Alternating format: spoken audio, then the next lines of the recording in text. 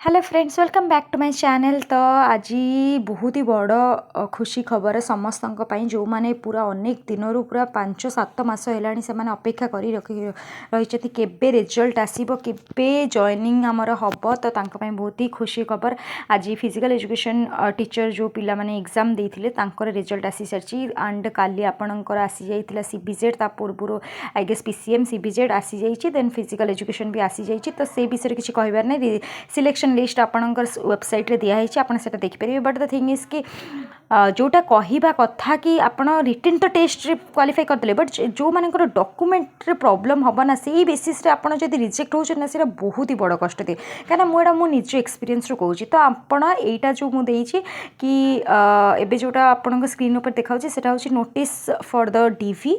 तो आ अनुसार आपण आपणकर डॉक्यूमेंट रेडी कर दियंतु। बट द थिंग इज कि ये जो मैंने लिखाई से गुड़ाक भी एनफ नुह कहीं यही सेम डॉक्यूमेंट मु नहीं जाइए मोर निजे मु रिजेक्ट होती कौन पाई ना तांकर फालतू रीजन कि आपण प्रोविजनल सर्टिफिकेट अच्छी फाइनल रिजल्ट कौन पाई फाइनल मार्कशीट कौन पाई आसनी मार्कशीट कौन सर्टिफिकेट कौन पाई आसनी।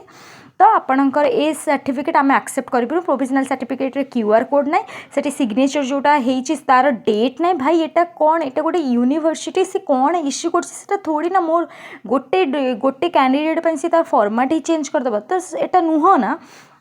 तो ये सब बेसलेस रीजन भी देकी आपन को ये करिपारंती रिजेक्ट करिपारंती। तो बेटर हवा आपन जदि प्रोविजनल सर्टिफिकेट जो मानकर अच्छी मेन सर्टिफिकेट आसीनी से माने जाइकी तांको यूनिवर्सिटी बा कॉलेज रो गोटे रिटन फॉर्म ने नहीं कि आसंतु कि हाँ आमर फाइनल सर्टिफिकेट आसीनी सेथि पय हमकु ए प्रोविजनलटा दिया जाउची सेटा गोटे रिटन आसन। आउ जदि आपनकर affiliation and NCT and equivalent ए तीनटा जिंस आउट ऑफ स्टेट रू जो माने करिसेंती से माने प्लीज अरेंज कर दियंतु। एंड तीनटा को मु तो कहिबी भाई एनसीटी को छाड़ी इक्विवेलेंट एंड एफिलिएशन आपन अटेस्टेड भी करे आनंतु नहले काली के प्रॉब्लम भी कहि परिबे एटा तो नॉर्मल गोटे आपण पेपर नहीं कि आछन आमे केमिति जानबे एटा ऑथेंटिक कि नुह।